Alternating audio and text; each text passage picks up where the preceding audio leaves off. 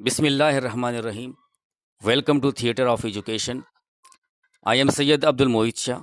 आई hope कि जितने भी व्यूवर्स हैं, जितने भी कैंडिडेट्स हैं और स्टूडेंट्स हैं, वो अपनी स्टडी को एंजॉय कर रहे होंगे, अपनी प्रिपरेशन कर रहे होंगे। जैसे कि हम बेसिक इंग्लिश ग्रामर की सीरीज़ को आगे लेके चल रहे हैं, उसमें हम पार्ट ऑफ स्पीच को स्टार्ट कर चुके हैं और पार्ट ऑफ स्पीच में तकरीबन हम नाउन, प्रोनाउन फिर एडजेक्टिव, एडवर्ब को पढ़ चुके हैं और आज हम वर्ब को डिस्क्राइब करने की और वर्ब को अंडरस्टैंड करने की कोशिश करेंगे और ये भी साथ में कोशिश करेंगे कि बिल्कुल इजी वे में इस कंसेप्ट को डिस्क्राइब करें और समझें। बगैर किसी वक्त ज़ाया किए आगे बढ़ते हैं वर्ब की तरफ। तो अंडरस्टैंडिंग वर्ब, ठीक है।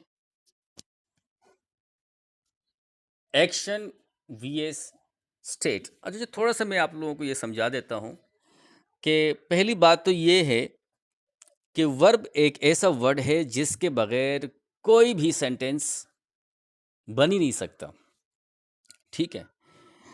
और इसकी मिसाल ऐसी है कि जिस्म के लिए जैसे रूह की ज़रूरत हो, एक स्पिरिट की ज़रूरत हो, तो वर्ब या तो स्टेट की सूरत में होगा, ठीक है, या फिर एक्शन की सूरत में, या एक्शन की सूरत में या स्टेट की सूरत में। अब पहले समझेंगे कि वर्ब एज अ स्टेट क्या होता है। वर्ब एज अ स्टेट क्या होता है और वर्ब एज अ एक्शन क्या होता है, इसको ज़रा डिफ्रेंशिएट करेंगे। हम रोज़मर्रा की ज़िंदगी में जितनी भी कम्युनिकेशन करते हैं या फिर सुनते हैं, तो वो तकरीबन सारे के सारे वर्ब ही होते हैं। किसी को हम ऑर्डर करते हैं, किसी को हम रिक्वेस्ट करते हैं, या खुद की कारगुजारी जब हम किसी के सामने बयान करते हैं, ठीक है, चाहे वो डायरेक्टली हो या फिर इनडायरेक्टली हो। इसमें हम जितने भी सेंटेंस यूज़ करते हैं तो हर एक सेंटेंस में कम से कम एक वर्ब लाजमी होता है, ठीक है। अच्छा, ज़रा इसको इंट्रोडक्शन की तरफ चलते हैं। इंट्रोडक्शन टू वर्ब, ठीक है। अब देखिए ज़रा इंट्रोडक्शन को कि a verb is a core of a sentence. Core of a sentence से मुराद यहाँ पे ये है कि ये किसी भी जुमले की जो है ना, ये एसेंशियल ज़रूरत होती है, यानी कि एक बैकबोन ऑफ द सेंटेंस आप इसे कहते हैं। रीढ़ की हड्डी जिस तरह इंसान के जिस्म में होती है ना, इसी तरह वर्ब का भी किरदार और फंक्शन जो होता है, ये रीढ़ की हड्डी की तरह होता है, एक रूह की तरह होता है। अच्छा, it generally falls into two primary categories. Two primary categories मतलब कि एक्शन और स्टेट। वर्ब या तो स्टेट होगा या फिर एक्शन होगा, ठीक है। और जब हम वर्ब को एज अ एक्शन डिस्क्राइब करते हैं तो इसको प्रिंसिपल या मेन वर्ब कहते हैं। प्रिंसिपल या मेन वर्ब कहते हैं, जिसका मतलब होता है, देखिए, प्रिंसिपल या मेन वर्ब, प्रिंसिपल या मेन वर्ब। तो इट रिप्रेजेंट्स, किस चीज़ को रिप्रेजेंट करता है? An action. कौन से एक्शन को? टू डू, यानी कि करना, ठीक है, टू डू, करना। अच्छा, यहाँ तक आई होप की बात समझ में आई होगी। अच्छा, आगे बढ़ते हैं।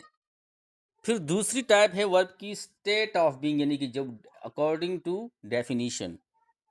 तो ये रिप्रेजेंट किस चीज़ को करता है? ये रिप्रेजेंट करता है एक कंडीशन को, एक स्टेट को, एक कंडीशन को, एक स्टेट को रिप्रेजेंट करता है। कौन से स्टेट को? यहाँ पर स्टेट से मुराद है टू बी, होना, ठीक है। अच्छा, अब ज़रा मैं समझा देता हूँ यहाँ पे क्लियरली। मिसाल के तौर पर यहाँ पे मैं कहता हूँ कि गो, इसका मतलब है कि जाओ, गो, चले जाओ। और मैं कहता हूं कि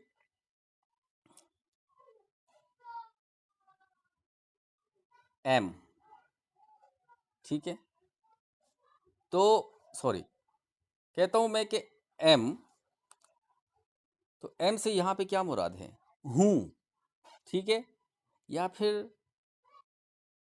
इज, है।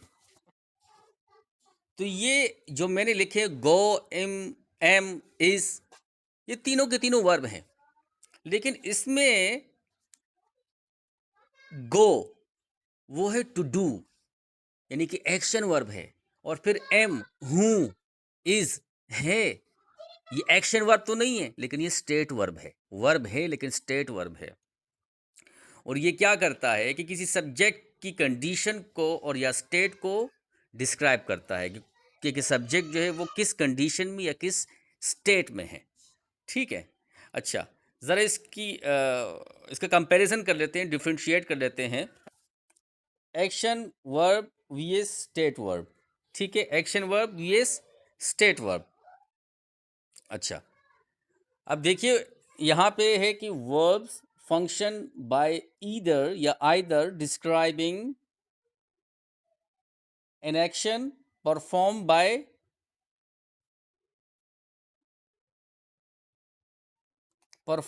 द सब्जेक्ट, और डिफाइनिंग, किस चीज़ को डिफाइन करता है?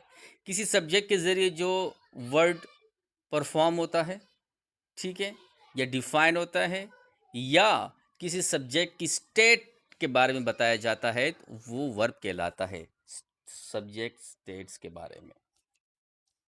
ज़रा आगे मिसाल की तरफ ज़्यादा बेहतर समझ में आएगा जब मिसाल की तरफ हम जाएंगे यहाँ पे।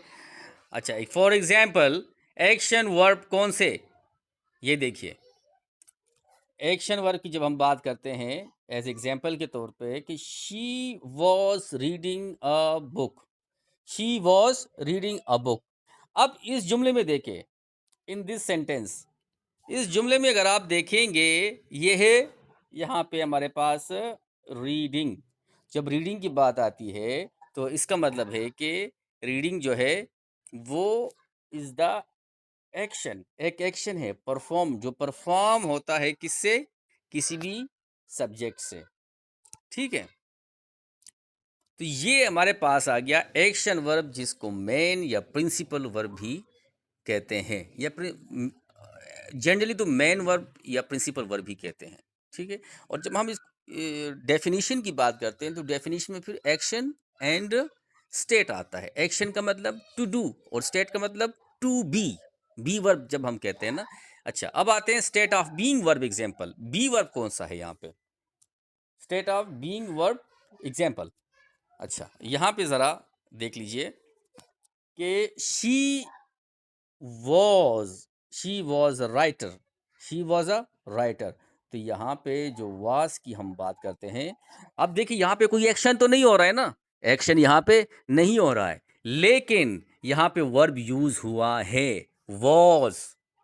कौन सा? वॉज, यहाँ पे वॉज वर्ब यूज हुआ है। तो was does not represent an action, ये किसी एक्शन को रिप्रेजेंट तो नहीं करता, लेकिन किसी एक्शन को रिप्रेजेंट तो नहीं करता, लेकिन it identifies the subject states, ये किसी भी सब्जेक्ट के स्टेट को आइडेंटिफाई करता है कि सब्जेक्ट जो है वो किस स्टेट, कंडीशन या सिचुएशन में है। तो यहाँ पे देखिए, जैसे कि अगर, अच्छा यहाँ पे देखिए, ही शी वॉज अ राइटर, वो एक राइटर है, ठीक है।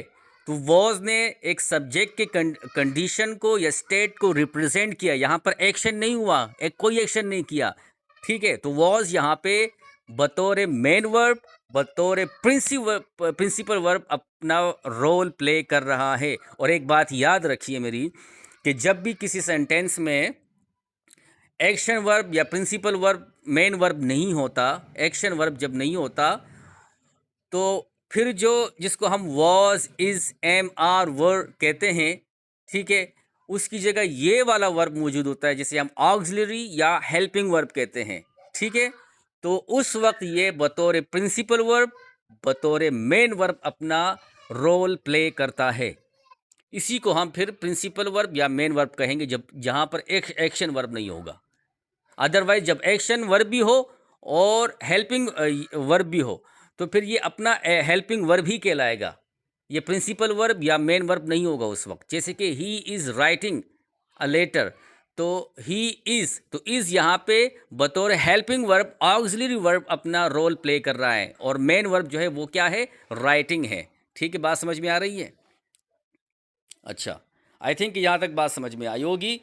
और दूसरी बात ये है कि वर्ब को याद करने की और मेमोराइज़ करने की कोशिश करें। जब तक आपके पास वर्ब की वोकैबुलरीज़ नहीं होगी तो आप आगे, आप लोगों के लिए मुश्किलात होंगी।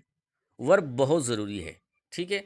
तो दोबारा मैं इसको ज़रा रिमाइंड करा देता हूँ कि वर्ब जो है एक ऐसा वर्ड है, ठीक है, जो किसी भी सेंटेंस में बहुत एसेंशियल, नेसेसरी और कोर होता है, बहुत ज़रूरी होता है, ठीक है? अच्छा, वर्ब एक ऐसा वर्ड है जो किसी भी सब्जेक्ट के एक्शन को शो करता है। एक्शन को शो करता है टू डू, या फिर वो किसी सब्जेक्ट के स्टेट को, कंडीशन को शो करता है, ठीक है? अगर एक्शन को शो नहीं करेगा तो लाजमी सी बात है अल्टीमेटली वहाँ पे फिर स्टेट होगा। मिसाल के तौर पे मैं कहता हूँ आई एम राइटर, मैं एक राइटर हूँ, ठीक है? आई एम राइटर, मैं एक राइटर हूँ। यहाँ पे मैंने लिख दिया कि आई एम, सॉरी, अच्छा, यहाँ पे मैंने लिख दिया आई एम राइटर, ठीक है? आई एम राइटर, मैं राइटर हूँ। तो यहाँ पे एम जो है ये स्टेट है, ठीक है? एम क्या है? स्टेट है। और अगर मैं लिख देता हूँ यहाँ पे कि I am writing, I I am